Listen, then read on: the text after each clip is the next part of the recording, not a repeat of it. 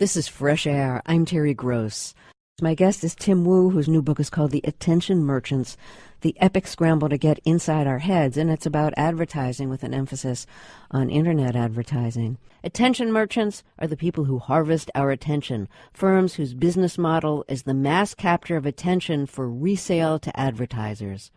Wu is a professor at Columbia Law School. Tim Wu, welcome back to Fresh Air. So you are best known for coining the term net neutrality. Net neutrality is the principle that the service providers who control our access, who own the pipes, should not favor some content over another. It's an even playing field for stuff on the Internet. I think it's very important to the medium that it have a rough equality among content so everyone has their shot. So we're not like the Chinese Internet, where telecom providers, people who own the pipes, block many sites outright. Sometimes they favor some government sites over other sites. It's a non-censorship principle for the people who own the pipes. There's so much kind of bureaucracy involved with the whole concept of net neutrality and like technical stuff. The only reason net neutrality is controversial is because it's complicated. If you understand it, if you get the idea that AT&T, Verizon, or Comcast cable should just give you the Internet you want when you pay for it and not try to block some sites, everyone's like, of course, why would I want anything differently? Did this book come out of personal frustration with Internet ads? Something like that. It came, frankly, from that experience where you sit down at your computer and you have this idea you're going to write an email or something, and then something happens, and then 4 hours later you look up and think, like, what just happened? It's what I call the casino effect. It's this effort of the environment to make you lose control of your sense of time, and your attention kind of gets dragged away. And, that kept happening to me, and I was like, what is going on? And so it wasn't quite the ads so much as it was the design of the web to suck you on these vortexes. We've got this great scientific invention, the web and the Internet, and then it's come to this point where using it reminds me of swatting mosquitoes. Honestly, I think you spend 50% of your mental energy trying to defeat ad systems.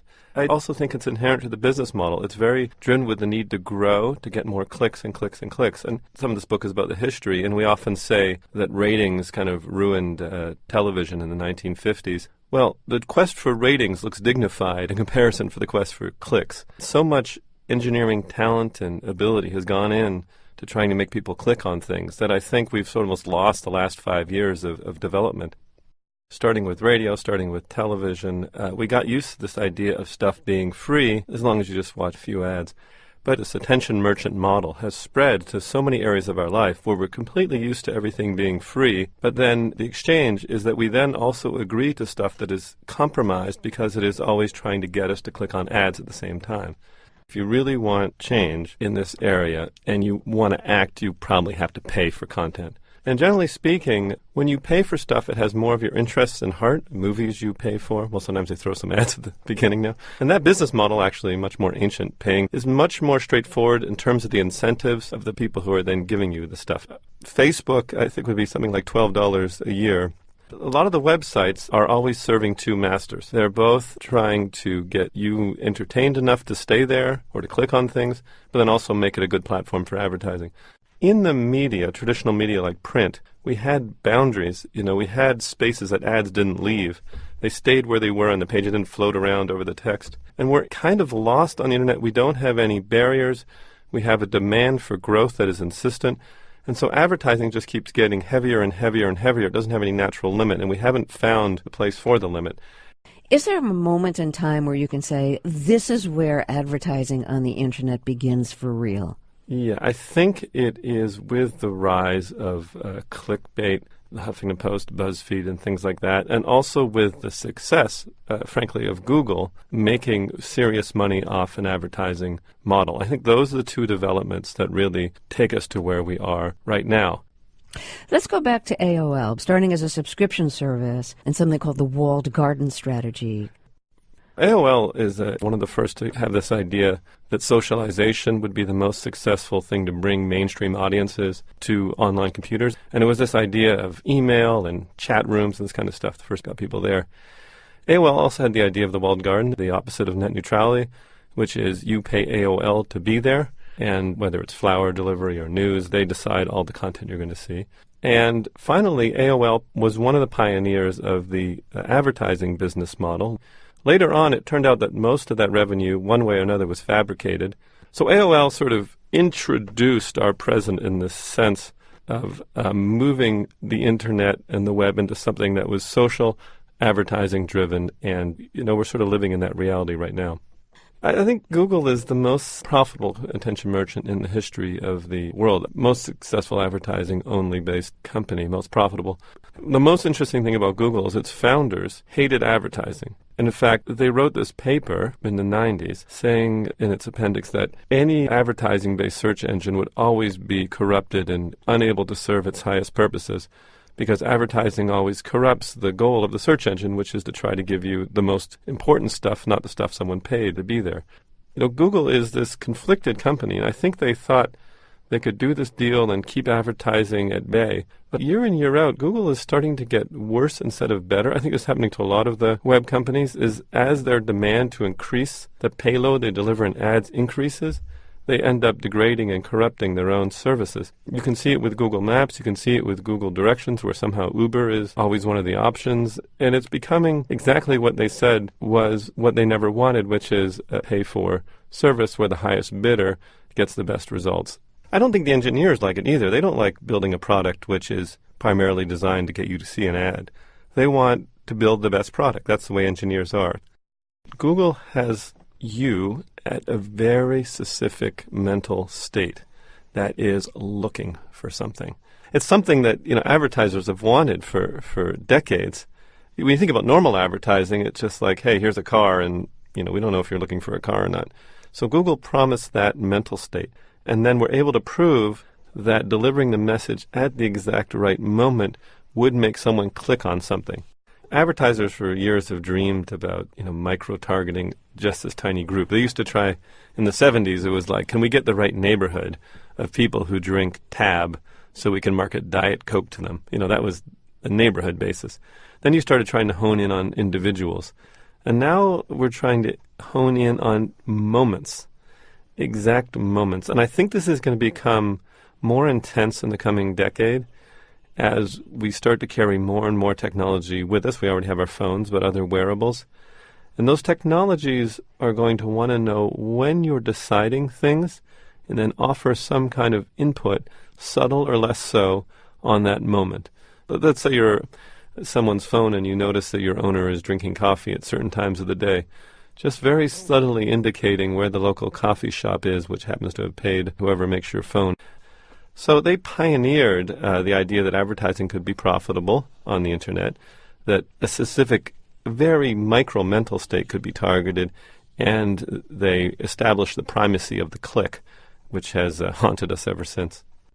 Google's AdWords, they allow you to bid on words that people will type into the search engine, and they cost more or less. For example, I think mortgage refinancing can cost, now it's probably hundreds, maybe thousands of dollars. So in other words, they are allowing you to bid on what people are going to type, and that is the AdWords program. So you own certain terms, and then your ads show up as opposed to someone else's. So Google has, at least at this point, maintained the line where it keeps organic results separate from the advertisements. In other words, there still are honest-to-goodness results, which are based on how important or how many people link to that particular site. So there's that. At the very beginning, there were inobtrusive advertisements on the side that sort of showed up when you typed in certain phrases. But over time, the amount of real estate that those ads take up has increased. They used to be sort of marked off very distinctly. Their color has gotten paler, so it looks more like the regular results. And overall, everything has been done to sort of crowd it and make it as much as possible like the true results. I don't think anyone at Google feels happy about it, but they've been, in some sense, enslaved to their business model, and so they have to satisfy their advertisers. And it's a problem with this business model. They need to keep increasing the amount of ads they deliver to people and therefore make their product worse. I think in a future where, frankly, we are possibly facing little tiny bits of manipulation in all of our waking hours, if we don't have that already. I'm the most concerned that we end up in a situation where everything is known about you, and so therefore not only Google, but Google, Facebook, Twitter, the whole set of companies essentially knows all your weaknesses and therefore how to manipulate you in subtle ways in order to have you do things you might not otherwise do. In other words, I'm concerned with our autonomy. I'm afraid when too many people know too much about you, it actually makes us all a lot more boring because you're afraid to express yourself. This is something I think has really changed. The internet 10 or 15 years ago sort of felt like the Wild West. You could go out there and do anything and search for things and, find out about stuff. Now, always in the back of my mind, whether it's email or whatever else, it's like, well, is this going to show up somewhere? Is someone going to keep track of this? It's kind of become the opposite of a freedom-enabling tool in that way. Because when you're being watched, you behave a lot differently. There's always going to be a trade-off between trolling and anonymity, and I guess that's the way life will be, and you can manage it, but you can't cure it. Facebook, when it began, like Google, was very resistant to advertising. Mark Zuckerberg, like all good engineers, knew that advertising makes the product worse. But over time, they've been forced to increase the advertising load more and more and more. And the way they advertise is they know everything, about everybody on the site, and so they offer you this incredible ability to customize who you want to reach. Yeah. I mean, I don't want to sit here just like blaming all the companies, but I want to have us ask, like, what do we want the web to be? What's so interesting about the internet, I keep saying this, is the web has gotten worse over the last 5 years as opposed to better. Do you know who actually decides what ad will be on what video and who's selling the ad? It's incredibly complex, and it's based partially on the information that has been gathered about you.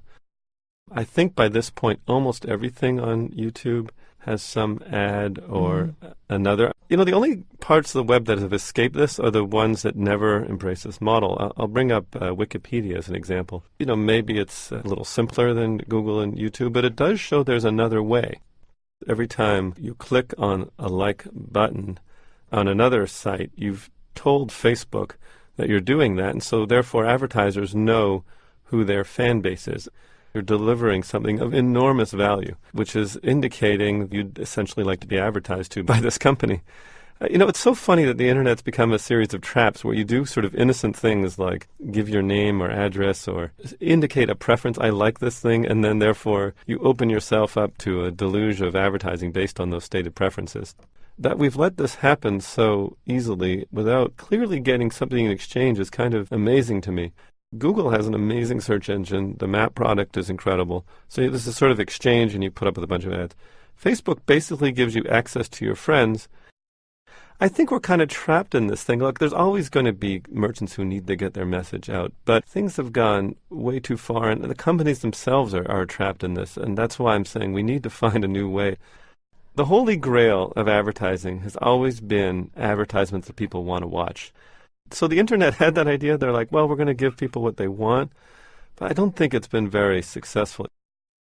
Your book goes back to the early days of advertising on radio and television. What's one of the advertising campaigns that really shocked you, that you weren't familiar with until you started doing research?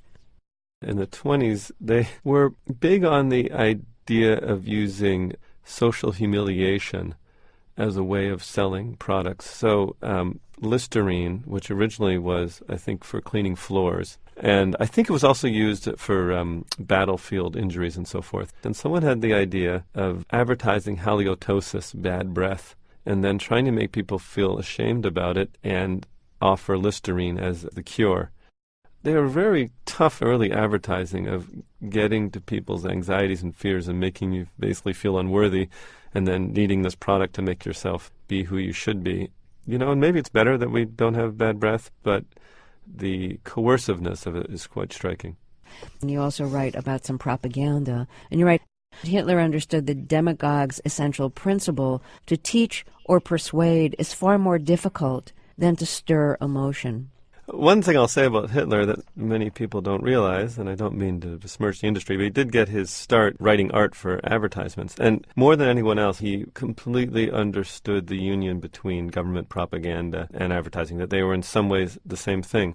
In fact, the big steps forward for advertising, especially after World War I, were when government just began employing the tools of advertising for its own purposes to get people to join the army and other things. So there's no real difference between the techniques used. Hitler had this understanding that you speak to people's deepest, darkest emotions and give them voice, that can be incredibly effective. One thing that all the totalitarian states did was make the great leaders face everywhere. Now, he doesn't control the media, but Donald Trump has been incredibly successful in having his face appear everywhere. You cannot go a day without seeing that face somewhere, maybe 10 times. Sometimes you go to a news website, it's repeated 40 times. And through an operation of a private media, we somehow have replicated some of the visuals of a totalitarian state. All right. Well, Tim Wu, thank you so much for talking with us. I enjoyed that. Thank you.